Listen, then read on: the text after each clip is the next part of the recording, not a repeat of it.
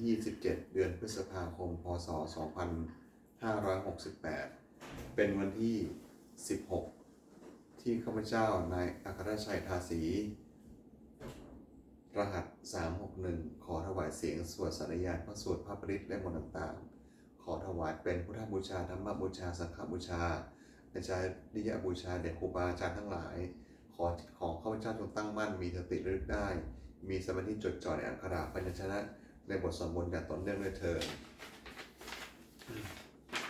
อรหันต์สัมมาสัมพุทโธภควาพุทธังภควันตังอภิวาเทมิสวากขาโตภควตาธัมโมธัมมังนัมสสามิสุปฏิปันโนภควโตสาวกสังโฆสังฆนามามิอรหันต์สัมมาสัมพุทโธสุจิรังปุปารินิพุตโตคุเนหิทระมาโททระมาโนธานิปารามิหิจากเทสติยาวชีวังอหังพุทธังธัมมังสังฆังสรณังคัตโตปุเชมิรัตตนันตะยังธัมมังจรามิโสทินาสมันตาจักกะวาเวสุอัตราคันฉันโตเทวตาสันธรรมังมุนิรานัชะสุนันโตสังฆะโมขถังสังเคกาเมจรูเปสิริหิขารัตเตจันทะริเขวิมาเนทีเปรเถจาคาเมตารุวะนะขะหะเนเคหะวัตถุมหิกิเตภูมิมาจยันตุเทวาจรันทะระวิสเมยะขะคันทัพพระนาคาติถาตาสันติเกยังมุนิวะระวะจันังสาธุโมเมสุนันตุธรรมะสวนกโรอยัมวะพันตาธรรมะสวนกโรอยัมวะพันตาธรรมะสวนกโรอยัมวะพันตานะโมตัสสะภะคะวะโตอะระหะโตสัมมาสัมพุทธัสสะนะโมตัสสะภะคะวะโตอะระหะโตสัมมาสัมพุทธัสสะนะโมตัสสะภะคะวะโตอะระหะโตสัมมาสัมพุทธัสสะพุทธังสรณังคัจฉามิธัมมังสรณังคัจฉามิสังฆังสรณังคัจฉามิทุติยมปีพุทธังสรณังคัจฉามิทุติยมปีธัมมังสรณังคัจฉามิทุติยมปีสังฆังสรณังคัจฉามิตติยมปีพุทธังสรณังคัจฉามิตติยมปีธัมมังสรณังคัจฉามิตติยมปีสังฆังสรณังคัจฉามินัตถิเมสรณังอัญญังพุทโธเมสรณังวรังเอเดนะสัจจวเชนะโสทีเมโหตุสัพพทานัตถิเมสรณังอัญญังธัมโมเมสรณังวรังเอเดนะสัจจวเชนะโสทีเมโหตุสัพพทานัตถิเมสรณังอัญญังสังโฆเมสรณังวรังเอเดนะสัจจวเชนะโสทีเมโหตุสัพพทาพุทธังนะเมรัตตปุตตะสารีรจิตตังธัมมังนะเมรัตตปุตตะวิสุทธิสารังสังเคนะเมรัตตปุตตะสูสีรัทิติเอตังนะเมตะริตนังรัตนันตะยะวะหังสัมมาสัมโมสะริตะวัตถุวิเสสะภูตังอัญโยยายุตตะปุนายโยคะวะปะขาวะสัมปะวะตังอาสุเมตยัมหิปิตเทวะยะถาติทันเคเอกังวินาตถิตะเรสมะสัมภะเวนะโรเกกัทจิจะจิเรนจะปตุภูตังคัมภีระยตนังคัมภีระยานะวิสายังอาติทุตทัสถังวิญโยหิปัจจิตะชะเนหิวิสุทธะรูปังโรกัมหิเกหิจิกัทันจุปะรับพะนิยังกีสัจจิสุถุวิธิตังคุณากายะตายะนามิหิเยวะชนะตายะสุวิทสุตัมปิสุมุปัสสตังมนาสิสุถาปะสาธทานังบุญยังถิกานามะสมุตตะมะมุตนะภูตังทุกขาปะมุญจะนะมุขาสารนังขตานังปูชาระเหสุปรมังอภิปูสดายังนิพพานะสันจิกริยายุปะนิสัยถังสัมมากิเรสมะระโสทนะสิทธิยาจะสาหุติอัฏฐกุสาอัฏฐกุสะเรหะปะเสวนียังปะนิหิจาปิสรนังขะมณียะเมวะตัสมาจะหิตังจระตนังสารนังขะตัมหังรันติงพิวังคณะเนสุนามัสสามานาปุเชมะจาปิศาสนังสุปสันนะจินตราตถานุปาริจริยาสัทธารตาจะ ปุญเยนะตัทธะสเกสุเกเตนะสุขีภะวะเมตุภะเวมุเตเชนะตัสสะจะสัทธาปิสุวันติโหตุโยเจธาธรรมวินะยัมหิปะมานะภูโตโรกุตตราพิสะมโยนิโยโตสุพันนังตัสโสปานิสะยะจะยายะอหัมปิโหตุวิทุตเยปริจิตโตสัปปสาทกาโรโยกักคุมาโยจักคุมาโมหะมาราปัทโกสามังวะพุทโธสุขโตวิมุตโตมารันสาปัสสาวินิโมจยันโตปะเปสิเขมังชนะตังวินัยยังพุทธังวิดันตังศีรสานามามิโรกัสสะนัทจะวินายะกันจะตันเตชะสาเตชะยะสิทธิโหนตุสัพพันตะรายาจะวินาสเมนตุธรรมโมชโยโยวิยตัสสะสัตถูเททัสเสสิโรกัสสะวิสุทธิมะคังนิยานิโกธรรมะทะรัสสะถารีสัตตาวโหสติกโรสุจินโนธรรมังวรดังศีรสานามามิโมหัปปะทารังอุปสันตะราหังตันติหสาเตชยสิทธิโหนตุสัพพันตารายาจะวินาสเมนตุสัทธัมมาเสนาสุขะตะลุโคสุขตาลุโคโย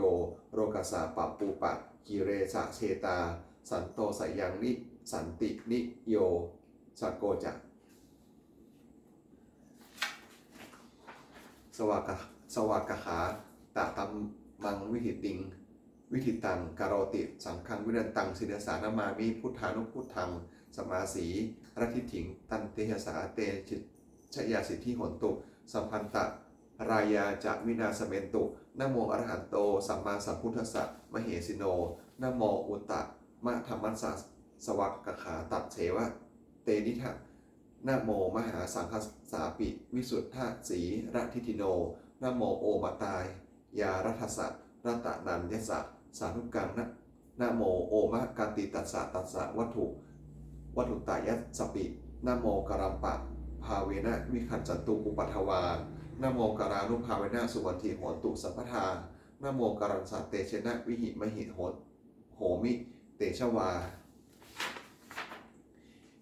เอวัมเมสุตังเอกังสมัยยังภควาสักเกสุวิหารติกับเปียระวัตถุสมิงมหาวเนมหากาภิกขุสังเขนะสิทธิงปัจจมันเตหิภิกขุเสเตหิสัพเพวาอรหันเตหิสัทธาทัสหิจารโรกาถาตุหิเทวตาเยปุเยนะสันนิปติตาโหติภควันตังทัสสะนายะภิกขุสังฆจะอัทโขจตุนังสุทธาวะสกายิกานังเทวนังเอเตทะโหสิตาอายังโขภควาสักเกสุวิหารติกปิราวัตถุสมิงมหาวเนมหาตาภิกขุสังเขนะสิทธิงปัจจมัติมันเตหิภิกขุสะเตหิเทวะสัพเพเหวะอรหันเตหิทัสหิจารโรกาถาตุหิเทวตาเยปุญเยนะสันนิปติตาโหติภควันตังทัสสะนายะภิกขุสังฆจะยันนูนะมายมปิเยนะภควาเนนุปะสังกะมายามาอุปสังกามิตวาภควันโตสันติเกปัจเจกะคาถาภาสายามาติอัทโขตาเทวตาสายาถาปินามาภราวาปุระโสสัมมิติตังวาพาหังปัสสาระยะปัสสาทิตังวาพาหังสัมมิชยะเอวะเมวะสุทาวะเสสุเทเวสุอันตระหิตาภควันโตปุระโตปัตตุรหสุงอัทโขตาเทวตาภควันตาอภิวาเทตวาเอกังมันตังอัฏฐันสุเอกะมันตังที่ขาโขทิตาโขเอกาเทวตาภควันโตสันติเกอิมังคาถังอภาสิมหาสมโยปะวะนัสมิงเทวกายาสัมมคตาอาคตัมหิมังธรรมสัตมายังทักขิตาเยวะอปะราชิตะสังคติอัทโขอปาราเทวตาภควันโตสันติเกอิมังคาถังอภาสิตันราภิกโวสัมมัตหะทังสูงจัดตรังจิตตังอัตตโนอุชุกะมะกังสุสารถีวะเนตานิขะเหตวาอินทรีขะอินทรียานิราขันติปันทิตาติอัทโขอปาราเทวตาภควันโตสันติเกอิมังคาถังอภาชิเชตวาข ขีรังเชตวาปารินขังอินทิทิอินทะขีรังโหดโอหันจะมะเมชาเตจรันติสุทาวิมาราจักขุมตาสหันตาสูสูนาคาติอัทโขอัปปราเทวตาภควันโตสันติเกอิมังคาถังอภาสิเยเกจิพุทธังสรนังขาตาเสนเตขะมินสันติอปายะภูมิงปหายะมนุสังเทหังเทวกยานังปริปูเรนสันตีติอัทโขภิกภควาภิกขุอมันเตติอมันเตสิภิกเยยนะภิกเวทัสสสุโรกาถาตุสุเทวตาสันนิปติตาโหติตะทะคตังทัสสนายะภิกขุสังฆจะเยปิเตภิกเวอเหสุงอาตีตะมัทานังอรหันโตสัมมาสัมพุทธาเตสัมปิภควตานังเอตปะระมาเยวะเทวตาสันนิปติตาอเหสุงสยถาปิไมหังเอตระหิเยปิเตภิกเวภาวิสันติอนาคตามัทานังอรหันโตสัมมาสัมพุทธาเตสัมปิภควตานังเอตปะระมาเยวะเทวตาสันนิปติตาภควิสันติสยถาปิไมหังเอตระหิอาจิคาสามิภิกเวเทวกยานังนามามิกิตตยสมิภิกเวเทวกยานังนามามิเทศิสามิภิกเวเทวกยานังนามามิตังสุนาทะสาธุกังนานะสิกโรถะภาสิตสามิติเอวังภติเตโหเตภิกขุภควันโตปัจจัตโสสุภควาเอตถะโวจักสีโรกัมมะนุกัสสมิยัตถกุมมาตถาสิตาเยสิตาสิริคัมพรังปหิตตาสัมมาหิตาปุถุสีหาวะสันรีนาโรมะหังสาพิสัมพุโนโอทาตมะนะสาสุธาวิปัปสันนาวิปัปสันนะมะนาวิราพิญโยปัจจสเตยัตวาวะเนกปิระวัทเวตะโตอมันตะยิสัทธาสาวเกศาสเนละเตเทวกายะอภิกันตาเตวิชานาถาภิกขโวเตจะอตัมปะมะกรุงสุตวาพุทธศาสนังเตสัมปะตุระหุยานังอะมะนุสานะทันสนังอาเปเกสตะมัทขุงสหัสสังอาถะสันตริงสตังเอเกสหัสสนังอะมะนุสานะมัทสุงอาปังเกนันันตะมัทขุงทิสาสัพพาพุตาอะหุงตัจจะสพังอภิญญายะภาวะคิตวานาจักอุมาตาโตอมันตายิสัทธาสาวเกศาสเนระเตเทวกายะอภิกันตาเตวิชนาทะพิกโวเยโวหังกิตตยสมิคิราหิอนุปุปโสสันตสะหัสสายะยะขากุมมากปิระวัฏวาอินทิมันโตชุติมันโตวัฏมันโตยสัสสิโนโมทัมมนาพิกมุงพิกุนังสาวิติงวนังชะสหัสสาเหมะวตายักขานันตะวินิโนอินทิมันโตชุติมันโตวัฏมันโตยสัสสิโนโมทัมมนาพิกมุงพิกุนังสาวิติงวนังสัตตาคิรังสตาคิราติสะสัสสายักขานันตะวินิโนอินทิมันโตชุติมันโตวัฏมันโตยสัสสิโนโมทัมมนาพิกมุงพิกุนังสาวิติงวนังอินเจเตโสภาสะสหัสสายักขานันตะวินิโนอินทิมันโตชุติมันโตวัฏมันโตยสัสสิโนโมทัมมนาภิกมุงพิกุนังสามิติงวนังเวสามิตาปัจจชตายักขานันตะวิทิโนอินทิมันโตชุติมันโตวัฏมันโตยสัสสิโนโมทัมมนาภิกมุงพิกุนังสามิติงวนังกุมพิโรราชขาหิโกเวปุทัสสะนิเวสนังพิญโยนังสัตตสะหัสสังยักขานังปะเยรูปสติกุมพิโรราชขาหิโกโสปะขาสามิติงวนังปุริมันจที่สังราชานัตหัตโถปัสสาสติคัมภพานังอธิปติมหาราชายสัสสิโสปุตตาปิตาสาปะหาโวอินทมนามหาภราอินทิมันโตชุติมันโตวัฏมันโตยสัสสิโนโมทัมมนาอภิกามุงพิกุนังสามิติงวนังทักกินันจาที่สังราชาวิหุโหตัปปัสสาสติกุมพันหานังอธิปติมหาราชายสัสสิโสปุตตาปิตาสาเปภาหาโวอินทมนามหาภราอินทิมันโตชุติมันโตวัฏมันโตยสัสสิโนโมทัมมนาอภิกามุงพิกุนังสามิติงวนังปัจฉิมฉัตรให้สังราชาวิรุปโขปัสสาสตินาคาตังอธิปติปหาราชายสัสสิโสปุตตาปิตาสาปะหาโวอินทมานามหาภราอินทิมันโตชุติมันโตวัฏมันโตยสัสสิโนโมทัมมนาอภิกามุงพิกุนังสามิติงวนังอุตตรัญจาที่สังราชากุเวโรตัปปัสสาสติยักขานังอธิปติมหาราชายสัสสิโสปุตตาปิตาสาปะหาโวอินทมานามหาภรา อิทธิมันโตชุติมันโตวัฏฐมันโตยัสสสิโนโมทัมนาพิกโมพิกุณังสามิติงวนังโพธิมันทิสังกรตหัตโถทักขิเนนะวิรุภโกปัจฉิมเมนะวิรุปโคกุเวโรอุตราทิสังจัตตารโรเตมหาราชาสมันตาจตุโรทิสาทันทันนะมานาอัฏฐสุงวะเนกปิระวัฏเวเตสังมายามิโนทาสาอาคูวันจานิกาสัทธามายากุเกนถูเวเกนถูวิภูจะวิพุโตสหะจันทโนกามมาสโถจะกินุมัตถุกินุวัตถุนิมัตถุจะปานาโทอุปมัญโยจะเทวสุโตจะมาตาริจินตาเสโนจะคัมภโพมะนาโพราชาชะโนสะโพอาคูปจัสสิโขเจวะปิมพรูสุริยะวันชันสาเอเตจันเยจาราชันโนคัมภพาสหราชุพิโมทัมอนาพิกมงพิกุณังสามิติงวนังอาทาหูนาภาษานาคาเวสาราสหตัญชกากัมภารัตสัตตาราอาคูอปะยาคาสหยาตติพิยามุนารัตหัตตาจะอาคูนาคายะสัสิโน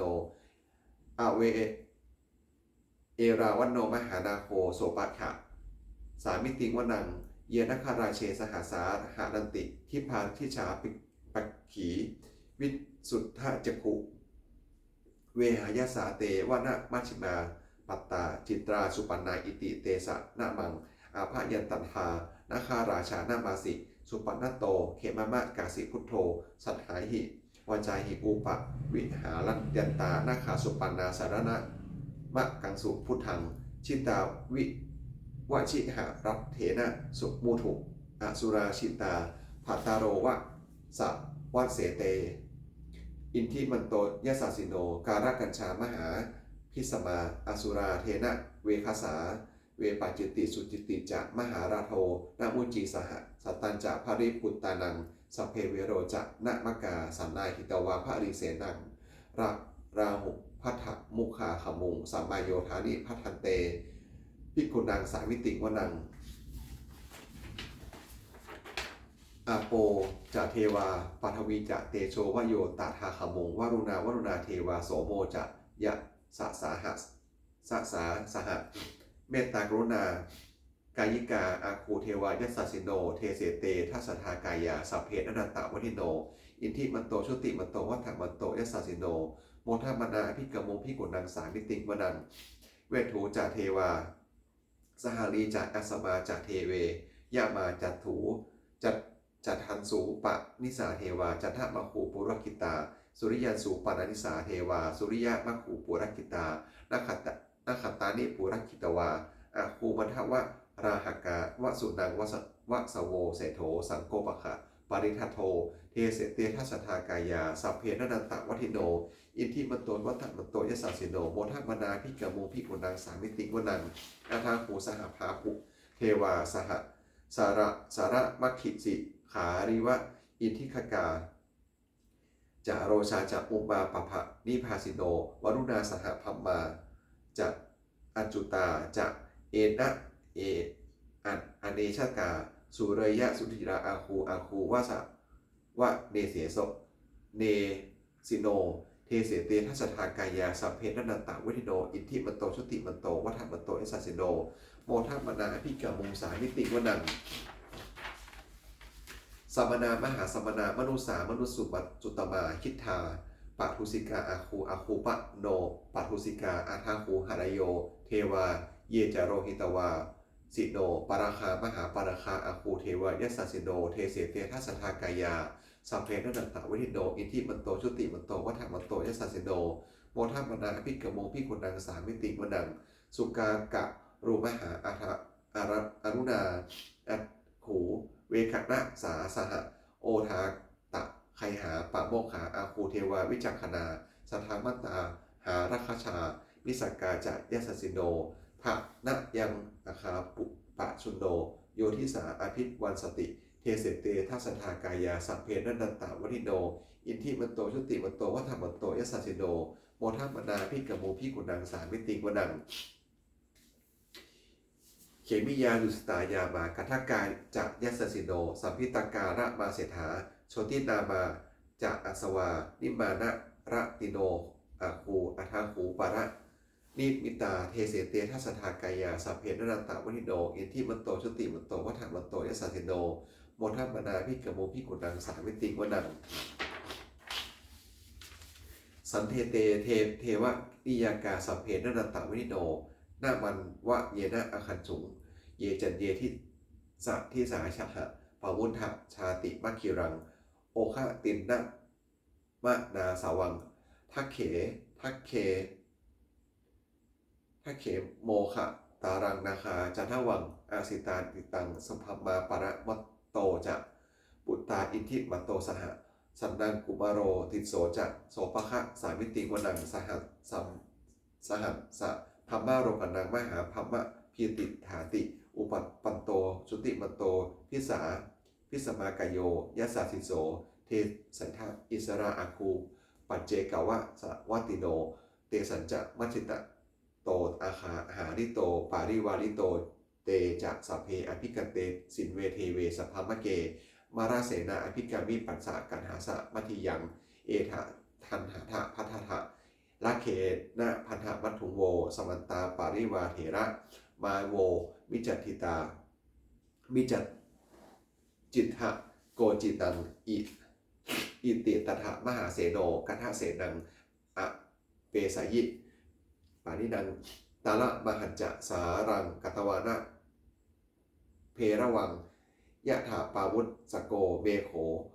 ฐานะยันโตวิสุทธิโกตาทาโสปัจจุทาวติสังกุโทอะสายังวะเสตัญจะสัพพังอภิญายะภะวะคิตวานาจักขุมาตะโตอมันตเยสัทธาเถสาวเกสาเตระเตสาสเนระเตวราเสนาอภิกันตาเตวิชนาถาภิกโว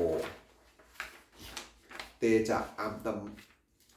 ตัมปะมะกรุงสุตวาพุทธศาสาสนังวีตะระเคหิปะกมุงเตสังโรกัมปิอชยุงสัพเพวิชิตะสังคมาพยาติตายาสสิโนโมทันติสหภูเตหิสาวกาเตสะเนสุตานิเอสาวนาจะภารนังปฏิตาจันจะเสวนา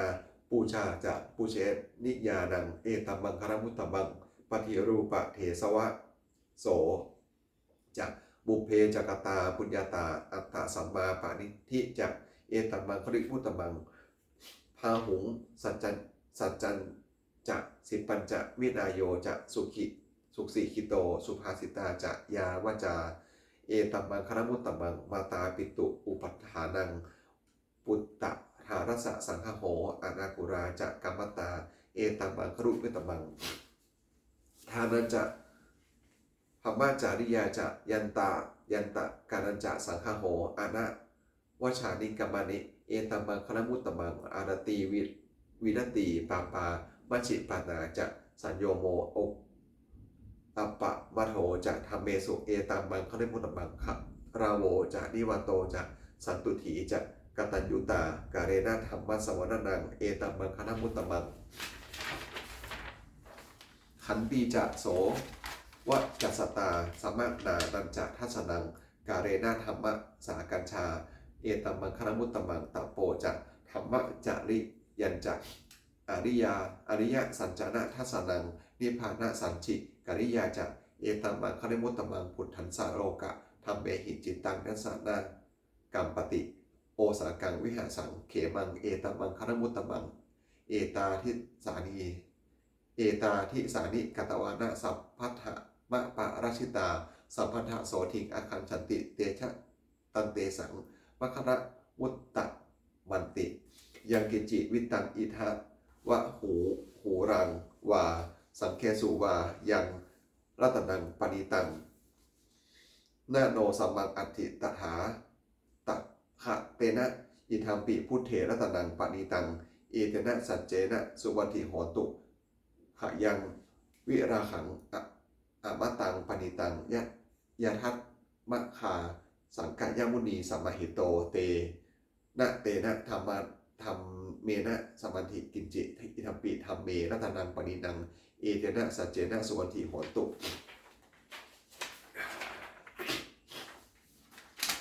ยัมพุทธเสโถปาริวันนยีสุจิงสมาธิมานันตะริกัญญา ยะมะหุสมาธินาเตนะสัมโมจะวิชานติวิชติอิทัมปิธรรมเมตัตนังปณินังเอเตนะสัจเจนะโสวันติโหตุเยปุคาราอัฏฐสตังปัสสถาจาตาริเอตานิยุคานิโหติเตทักขินายะนักขินายาสุขาตันสะสาวเกสาวกาเอเตสุทินนานิมหพรานิเอทัมปิสังเคตัตนังปณินังเยเตนะสัจเจนะโสวันติโหติเยสุปยุตตามนาสาหับเหนะนิกามิโนขัตตามะสาสาสะนามหิเตปฏิตปัตตาอะมาตังวิคันหะรัฐามุถานิพิติพุชมานาอิทัมปิสังเครัตนังปณินังเอเตนะสัจเจนะสวนทิโหตุขีนังปุรนังนิณวังนัตถิสัพวังวิรันตะจิตตายะติเกภะวสมิงเตหินาเตหีนะพิชาอะวิรุหิสันธานิพันตีทีรายะถะยัมปะทิโปอิทัมปิสังเครัตนังปณินังเอเตนะสัจเจนะสวนทิโหตุ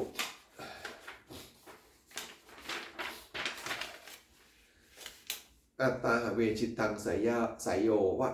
ะจายังอิตราปชาอัตตทันตัสสะปันโปสันสะโปสันสะนิจังสัญญาตะจาริโนเนวะเทโวนะคัมภโพนะมาโรสหะธรรมุนาชิตังอปชิตังกะยีราตถารูปัสสะฉันตุโนภาสิตะมิหังเตนะภควตาชนาตาปัสสตาอรหตาสัมมาสัมพุทเทนะเอทะตุมเหมาอานุสสะเวนะมาปารัมมะปะรายะมาอากิกริยามาปฏิกะสัมปทาเนนะมาตักเกเหตุมานายะขะเหนะมาอาการะปะริวิตักเกนะมาทิฏฐินิจมานักขติยามาภะพัมภารูปะตายามาสมโนโนคารุยะถามาเหอัตตาเมอัตตานาวะสดายาทะอิเมธรรมาอากุสราอิเมธรรมาสาวิชาอิเมธรรมาวินยูขารหติอิเมธรรมาสัมปตาสัมมิทินาอหิตายะทุขายะสังวันตันติอัฏฐตุเมเหปัจฉหายาทะยะถาตุมเหอัตตนาวะชานายาหะอิเมธรรมากุศลาอิเมธรรมาอนาวัชชาอิเมธรรมาวินยูปัสสันธาอิเมธรรมาสัมปตาสัมมาทินาหิตายะสุขายะสังวัติติอัฏฐตุมเมเหอุปสัมมัชฌวิหะรายาธาติ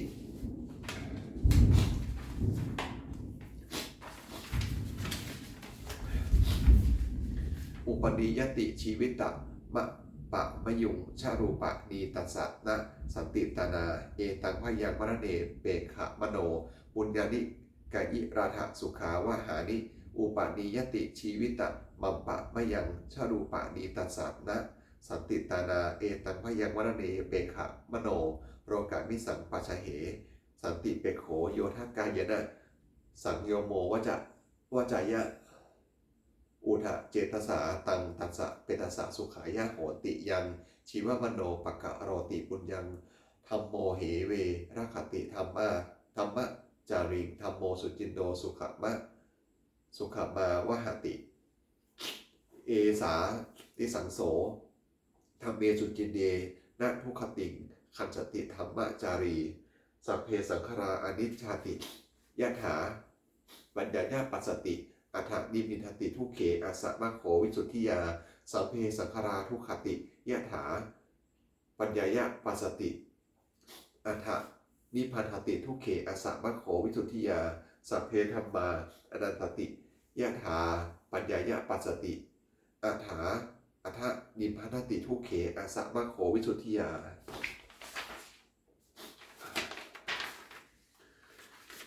อปันนากัฏฐานะเมเกทุติยังอหุตติกาเอตทัญญายะเมทวีตังคันหายะอปันนากังทางหุงเวสรนังยันติปปะตานิวานานิจักอารามัคขุมารุขะจิตยานิมนุสาภยะนัสิตาตังเนตังโขสารนังเขมังเนตังสารนามุตตมังเนตังสารณมาคัมมังสัมภาทุขาปมุจจติโยจะ พุทธสัจธรรมัจจะสังฆัจจะสารนังสัตโตจัตตาริอริยสัจจานิสัมมันปัญญายิปัจฉติทุกขังทุกขสัมมะทุกขะสะวุฒปะถังทุกขันสิจะอติกมังอริยันจะอัฏฐาคิกังทุกขุปะสามะขามินังเอตังโขสารนังเขเอมังเอตังเขมังเอตังสารณะมุตตมังเอตังสารณะมาคัมมะพุทธทุกขาปมุจจติ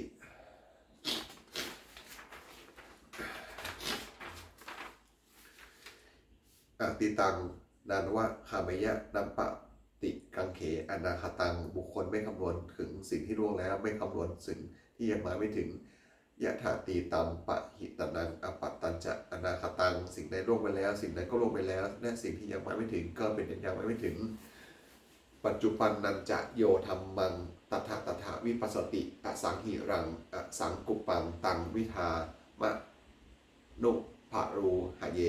ก็บุคคลใดเห็นแจ้งในธรรมปัจจุบันไม่งอนแงนไม่คอนแคนในธรรมนั้นบุคคลนั้นพึงเจริญในธรรมเรื่องให้ปลุกปลงเถิดเชวะกิจจะมาตับปังโกชัญญามรณังสุเวพึงความเพียรเสียวันนี้ใครรอดจะรู้ความตายในวันพรุ่งหะหิโนสังฆารันตเตนะมหาเสเนนะมัจจุนาเพราะความผิดเพี้ยนของมัจจุราชเสนาอย่างนั้นย่อมมีแก่เราทั้งหลายเอวังวิหาริมาตาปิงโออะโหรันตะมะตันทิตังเตเวพัทเทกะรัตโตติสันโตอาจิคเตมุนีติพระมุนีผู้สงบย่อมเรียกผู้บุคคลมีผู้ปกติอยู่อย่างนี้มีความเพียรไม่เกียจคร้านทั้งวันในการคืนเลยนะว่าผู้มีราตรีหนึ่งเจริญด้วยการนิชแลชราธรรมโมมหิชราอัตตติโตเรามีความแก่เป็นธรรมดาจะร่วมพ้นความแก่ไปไม่ได้พยาธิธรรมโมมหิพยาถิงอันนติโตเรามีความเจ็บไข้เป็นธรรมดาจะร่วมพ้นความเจ็บไข้เป็นไปไม่ได้มรณะธรรมโมมหิมรณะอนาติโตเรามีความตายเป็นธรรมดาจะร่วมพ้นความตายไปไม่ได้สัพเพหิเปวิยาหิมานาเปหินานาภะโววินาภะโวเราจะละเว้นไปต่างๆคือว่าเราจะต้องพัดพานจากของรักของเราเดินใจทั้งหลายปวงกัมมะโสโกมหิกัมมะถาโยโทกัมมะโยนิกัมมะพันธุกัมมะปฏิสาระโนเรามีกรรมเป็นของตนเรามีกรรมเป็นผู้ให้ผลเรามีกรรมเป็นแดนเกิดเรามีกรรมเป็นผู้ติดตามเรามีกรรมเป็นผู้ที่กระใสยังกัมมังกริสามิกัลยาณังวาปฏิกังวาตัสสะทายโยโทภักวิสามิเราทำกรรมใดไว้เป็นบุญหรือเป็นบาปเราจะเป็นทายาทหรือว่าเราจะต้องได้รับผลบุญนั้นสืบไปเอวังอัมเหหิอาทินหังปัจจเวกคิตถังเราทั้งหลายควรพิจารณาอยู่อย่างนี้ทุกวันเถิดทุกขปัตตาจันทิทุกขาพระยังปัตตาจันทิพยาโสกปัตตาจันทิโสกาโหตุสัพเพปิปณิโนเอตาวตาจะยมหิสัมพัตังปุญญสัมปถังสัพเพเทวะนุโมหันตุสัพพะสัมปติสิทธิยาทานังคันตุสันทายะสีรังนักขันตุสัพพทาพระวนาภิราตาโหตุขันจันตุเทวตาขตาสัมเพพุทธาพระรังปตาปัจเจกานันจะยังพระรังอรหังนันจะเตเชนะรักขังพัทธามิสัพพโสยาเทวตาสันติวิหารวสินีถูเปคาเรโพธิคาเรตาหิงตาธรรมาทานินะพวันตุปุจิตาโสหิงกะโรนเตหะวิหารมัทเยมัทเรเถราจากมัชฌิมานวกาจากพิกโวสารามิกาทานปฏิอุปัสสกาข้ามาจากเทสามิข้ามาจากอิสราสัพปะนาพุตตาสุกิตาพวันตุเตชราพุชาเยปิจะอัฏฐสัมภวาสังเสทางชาตาอัฏฐโวปติกาอิยานิกังธรรมวรังปฏิจะเตสัมเพปิทุกขันสการโรตุสังขยังทาตุจิรังสัตโตสัตตังธรรมังสัตโตถาตุจิรังสัตตังธรรมโมธรรมธาราจากบุคราสังโฆโหตุสัพพโหวะอัฏฐายะจากหิตายะจากอัมเหระขันตุสัทธโมสัพเพปิธรรมจาริโนวุถิงสัมมาปูเนยยามาธรรมเมอาริยัมปะเวทิเต บุญญาสีธานิกัตตันสะยานัญญานิกัตตาติเมเตสัญจะพิคโนโหตุสัตตานันตะปะมานกาเยปิยาพุนาวันตายิวันตาจะไมหังมาตาปิตาทโยทิฏฐาเมจาปิยะทิฏฐาวาอัญเยมัจจิตะเวริโนสัตตาติหันติโรกัสมิงเตกุมมาจตุโยนิกาปัจเจกะจะโตวิโตโวกราสังสหันตาภะเวภะวาปเวยาตังเยปฏิทานัมเมอนุโมทตุเตสยังเยจิมังนัปปะชานติเทวาเนสังนิเวทยุงมยาทินนานาปุญญานังอนุโมทนะเหตุนาสัพเพสัตตาสัทธาหนตุอเวราสุขะชีวโนเขมัมปะทัญญาปัดปุนตกปับปนตุเตสาสาเตสาสาชินนาตังสุภาขอสัตว์ทั้งหลายไม่มีที่สิ้นสุดไม่มีประมาณจงเป็นผู้มีส่วนแห่งบุญที่ข้าพเจ้าได้ทำแล้ววันนี้และเห็นบุญทั้งหลายที่คือข้าพเจ้าได้ทำแล้วคือชนเหล่าใดที่เป็นที่รักผู้มีคุณมีบรรดาและบรรดาของข้าพเจ้าเป็นต้นที่ข้าพเจ้าได้เห็นหรือแม้ไม่เห็นและสัตว์ทั้งหลายที่อื่นให้เป็นกลางแลมีเวรการตั้งแต่อยู่ในโลกเกิดภพ3เกิดในภูมิ4มีขันธ์5แลขันธ์1แลขันธ์4ท่องเที่ยวในภพน้อยภพใหญ่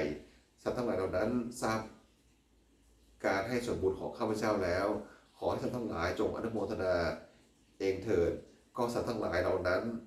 ย่อมไม่ทราบให้การส่วนบุญของข้าพเจ้านี้ขอเที่ยวทั้งหลายจงแจ้งแก่สัตว์ทั้งหลายเหล่านั้นเพราะเหตุคืออนุโมทนาบุญทั้งหลายที่ข้าพเจ้าให้แล้วขอสัตว์ทั้งปวงจงอย่ามีเวรอยู่เย็นเป็นสุขเสมอเถิดแลจนถึงทางเกษมสารเถิดขอความดีของสัตว์ทั้งหลายเหล่านั้นจงสำเร็จด้วยเถิด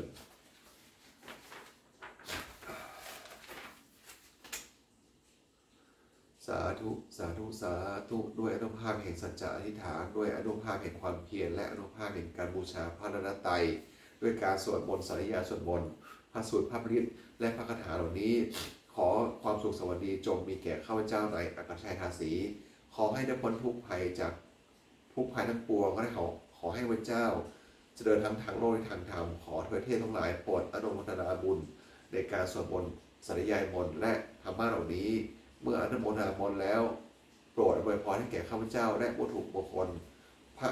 กิ่งพนิมินาถโดยมูลนิธิสมเด็จพระยาณสังวรวัดบวรนิเวศวิหารตลอดจนวัตถุมงคลทั้งหลายที่สร้างสิ่งสร้างขึ้นทั้งที่ผ่านมาและที่จะสร้างในอนาคตขอจงเปี่ยมด้วยอนุภาพแห่งปริตและคำมงคลในพระคาถาต่างๆขอจงสำเร็จศักดิ์สิทธิ์ด้วยประการทั้งปวงเถิด